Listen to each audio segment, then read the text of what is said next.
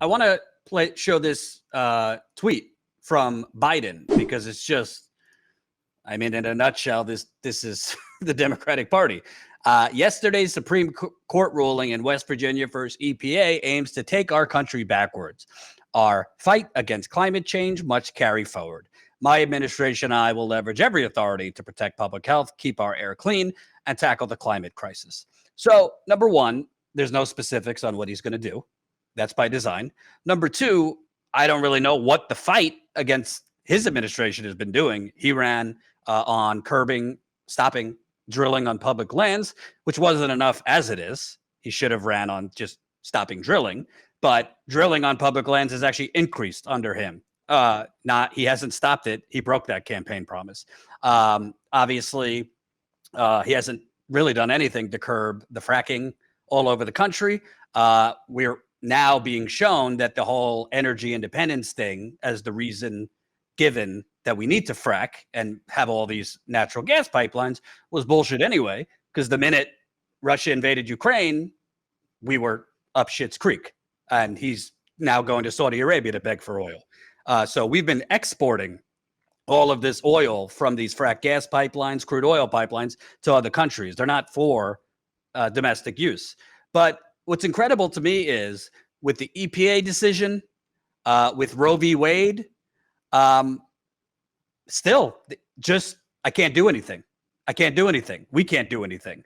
I want to, this clip encapsulates it's even better. This isn't Biden, but this is Doug Jones, who was an Alabama senator. Colin, if you have that clip, who was in the running for attorney general. He was a runner-up to Merrick Garland. He was on with Mehdi Hasan, and pretty much the same thing. Can't do anything. Let's play this. It is, as we talked about, Mehdi, a slippery slope, because if we don't get out there and vote, and I say we being a Democrat, we're going to have a Republican president and a Republican Congress that will undo everything. Here's my issue, Doug Jones. What you say, pie in the sky, and I accept it's not an easy lift to, it hasn't been done for several decades, but it has changed size many times before the Supreme Court. In fact, the Republicans brought it down to 8 for an entire year in 2016. I understand it's not easy and it's an ambitious goal, but if you're saying it can't be done, then what you're saying then is the Supreme Court can shoot down abortion rights, shoot down gun rights, shoot down voting rights, allow Republican gerrymandering, allow independent state legislature theory, which they plan to do later this year, shoot down the separation of church and state. And Democrats can do nothing. You're saying there's nothing we can do as that rogue court basically overturns precedent, overturns laws. No, that's not what I'm saying at all, Maddie. You're misinterpreting. So what can be done? No, that's not what I said. I said Democrats can do a lot of things. They can get their butts out and vote. They can start electing people and get a majority in the United States Senate and start putting these things on the table. But with respect, that doesn't change the Supreme Court. Maddie. Let me finish, okay? Let me finish here. Democrats can't just wave a magic wand. We've got a 50-50 vote in the United States Senate. We've got only a 10-vote majority in the House. We can't wave a magic wand and get things changed. We've got 3 branches of government. The Constitution set that up, and we can't magically change all of that. And we've had 9 members of the Supreme Court for more than just decades. It's been for like a century or more now. And it generally worked. But it swings, and it swings because of the way that people vote and who they put into office. I think Democrats right now they're frustrated because they did not pay attention to the courts for so long, and now look and see what's happened. So they have to use additional means to try to expand the court. Franklin D. Roosevelt tried that. It didn't. It got some changes in the court. We've got to make sure that we get people energized. Joe Biden's got to use the bully pulpit a little bit more. I think he's starting to use it, I think, a lot more. I think there's some things, executive action, that can be done, and there's some things that we can do. But the main thing is these midterms are coming up. I understand. I understand.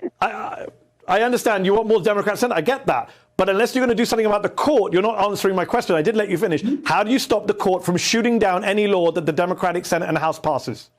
You have to get people out to vote. You cannot just stop something any more than Republicans could have stopped it years ago when the Warren Court was doing things they didn't like. That's not the way our country was set up to work, Mehdi. I just, look, the court is doing things that the Republicans can't do because they're so unpopular. And the Democratic response is just, nothing. They're rolling over and saying, well, you got to vote. You got to vote. We can't do it. First of all, let's be honest about this. All it would take is 51 votes to eliminate the filibuster, and then a simple majority, 51 votes, to pack the court, limit its jurisdiction, require unanimous opinions on certain cases. Like Congress can limit the court. Congress is a more powerful branch than the judiciary. It inherently is, because it can fuck with the judiciary. You don't have to sit back and allow this to happen. The fact that they are it just reveals the inherent weakness of this Democratic Party, this establishment that exists, that's held on to its power, with a ferocity again when it comes to progressive insurgents. But then when it comes to the Republicans, they roll over and on their backs and they're positively supine. I mean, it's unbelievable. Congress is an active branch of government. Congress makes the laws. It controls the purse strings. The courts are reactive. Nothing in the Constitution denoting a number of justices that have to be on that bench. We could rotate those justices. We can expand the court. There's a lot of things that Congress can do if it's willing. And the issue here is not that we don't have enough Democrats. It's that the Democrats that we have aren't willing to do that. That's the problem. FDR, who, remember, the media all at once wrote these hot takes that Biden was FDR, which was kind of comical last year. FDR just threatened to expand the court and made Republicans back down.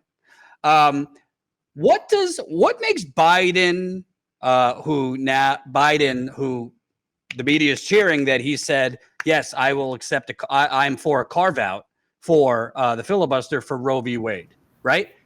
But he won't actually fight for it. Well, yeah, he said that. Wait. But then predictably, Manchin and Sinema came out. They said we will not be for that, and that's it. What kind of president? I don't care if you're Democrat, Republican, whatever. President, some of the best presidents, it's about leadership, right? It's about galvanizing the American people, giving them a vision, sparking them to rally together in some cases in times of war and other cases. Biden could very, very simply do a press conference, do a speech, go to West Virginia, go to Arizona, and point out, well, Kyrsten Sinema and Joe Manchin, they didn't seem to have a problem waiving the filibuster to raise the debt limit, something that is important, but I'd argue not as important as women not dying in back alley abortions. They also, they waived the filibuster for one other thing. So they are not against waiving the filibuster for things that are on a lot smaller scale than this. The president could do that. I would argue it's not that it's faulty leadership why he's not doing it. I would argue the powerful interests in this country that run both parties actually like the filibuster. They like the status quo. Now, they wouldn't mind the filibuster being carved out for like these social things or, abortion rights or, something on guns, but they don't want it gone completely because then, wow, you could actually do both. Hey, you could raise the minimum wage with the 51 vote threshold. You could pass healthcare and those kind of things. So that's what I think's happening. I don't think the Democratic Party donors that run this country want the filibuster gone. And real quick, I would say, what makes Biden and Schumer and Pelosi and these fucking old septuagenarian hacks, what makes them think that if the Republicans retake the House, if the Republicans retake the Senate, and the Republicans retake the White House, that the Republicans aren't going to say, fuck the filibuster and pass a national abortion ban? Of course, of course they will. Of course. Look, it might not happen immediately, but that's really what they're aiming for. And they'll deny it or whatever. It's states' rights. It's states' rights right up until the point where they take power, and then it's federal supremacy all the way. I really, look, I think a big part of the problem here, Jordan, is that Biden has been extremely ineffectual at utilizing and building political capital. I think that's probably his biggest weakness as president. I mean, let's just think about this presidency for a second and go through his accomplishments or lack thereof. So he comes into office amid a surging pandemic. And he had campaigned on I'm going to get this virus under control. Well, within a few months, the administration shifted to it's over. We got to live with it. We can't really do anything to stop it. And they let protections expire, like expanded unemployment assistance. They let the eviction moratorium expire. And now eventually, there was pressure from Cory Bush, and Biden had to sort of step in and try to revive the eviction moratorium. But at that point, it was too late, and the court shot him down. The thing is, when Biden took office, he had very high approval ratings. And he had that, you got that honeymoon period. Any new president has a honeymoon period in which that's when you're supposed to expend your political capital. If you're gonna do it, you got to do it then, because everybody is with you. They're waiting to see what you're gonna do. Spend political capital early. Do the things you absolutely need to do first. Hopefully that will generate enough support so that you can continue pushing your agenda. Unfortunately, Biden wasted that on a moderate pandemic relief bill that and then immediately basically said the crisis is over, we solved it, which gives up a ton of leverage, right? You have all of this in a national emergency, which is what COVID is, an ongoing national emergency. I don't, I'm sure that we're going to get hate in the comments for that, but that is the reality. This virus continues to spread. It continues to mutate. It continues to debilitate people, and it continues to kill people. You haven't even mentioned monkeypox, which he has no plan for. But go ahead. Right. But if all the things that we needed to do to address COVID were in place and we'd done them, monkeypox would be a walk in the park. Monkeypox is not the Omicron variant. It's not as contagious. It's not. It's more containable. We can do it. But we didn't do that. And Biden said crisis is over. So that freed up people like Manchin and Sinema to be like, well, crisis is over. I can sort of stake out my own path here. And then he wastes valuable time fighting for infrastructure, which undeniably is important. But it's not as important as voting rights. And we put off voting rights for, almost until, I want to say until August. They start fighting for voting. They start talking about voting rights in August, September. At that point, it's too late to ban gerrymandering. The maps are already being drawn. I mean, the failure at prioritization of the big things that you need to do, get the pandemic under control, shore up democratic institutions, then go to climate resiliency and infrastructure, and then get to the court. Do what you have to do. He didn't do it.